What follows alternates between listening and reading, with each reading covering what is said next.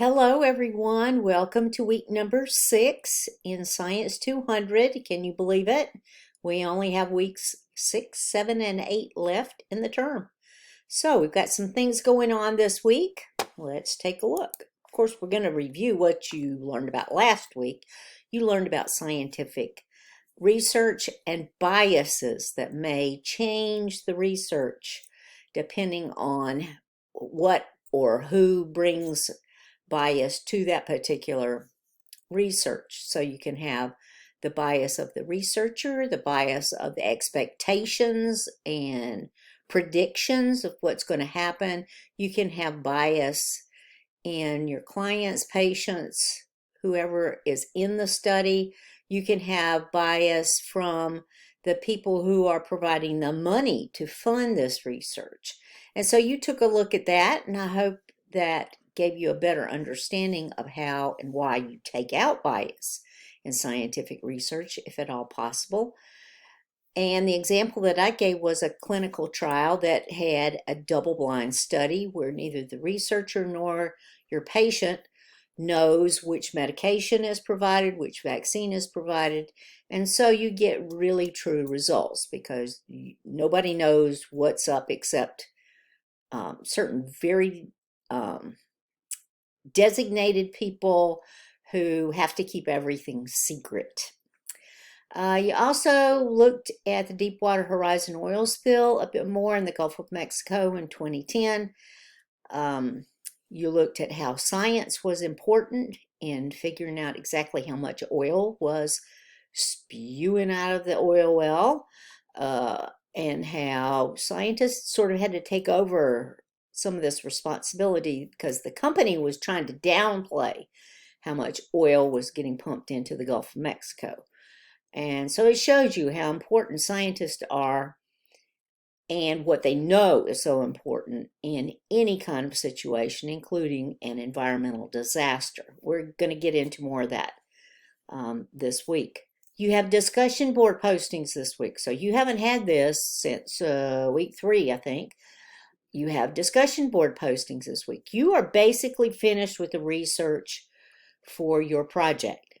And so you should have learned something, right? Hopefully you did as you were looking up all this information and doing your research. So what was the most interesting thing that you learned about your topic?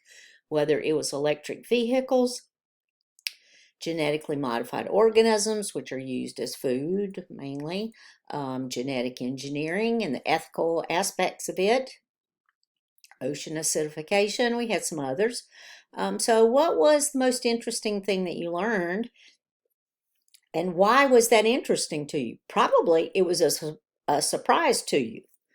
I mean, that's usually what I find is interesting, something that just totally shocks me. I have no idea that that is true.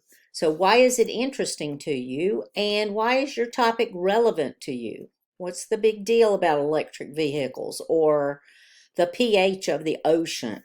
You know, why is this important? Make sure you write at least a paragraph. You got 3 questions there to answer. A paragraph is 3 sentences or more that are interconnected, of course. I learned that once in an English class. I can't tell you when, I have no idea. So anyway, make sure you have at least 1 paragraph for your initial post. Remember that initial posts are always due by Thursday evening. That's what I'm looking for, Thursday evening. Then you have 2 response posts to your classmates. Now you can look through the posts that are on in the discussion board and decide to choose 2 classmates who have exactly the same topic as you, or 2 classmates who have different topics from you. Either way is perfectly fine. So what interests you about that person's topic? And what are some other questions that you have for them about their topic after you've read what they have said? Or maybe it's not something that they said, but maybe it's a question that you already have in your mind. Maybe you're interested in purchasing an electric vehicle and you're not sure about how ecologically safe and clean they actually are.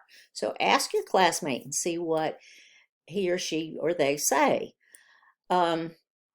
So discussion board postings, those response posts are due by Sunday evening before midnight. Don't forget that either. You will work in your Sumo web text. It is not a long assignment in there, but it talks about the ecological damage and the damage to the marine life, the phytoplankton, the zooplankton, everything as big as dolphins and shorebirds, etc. It talks about the damage to the wildlife, to the organisms in this ecosystem. And you will find out, at least by the end of this term, that the ecosystem has not completely cleared, is not completely back to normal, even from this oil spill in 2010, which now is 13 years ago, which is amazing. So work through your Sumo web text on that. It is interesting. You're going to turn in your final version of your project. This is your planning document.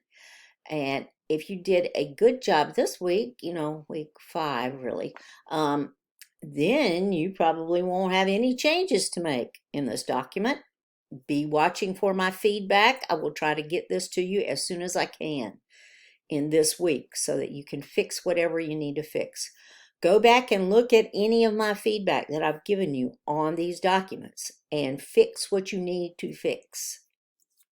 Because you're basically at the end of your project, which leads me into the next point, what's going to happen the next 2 weeks. So if you're finished with your project, what do you have to do after this?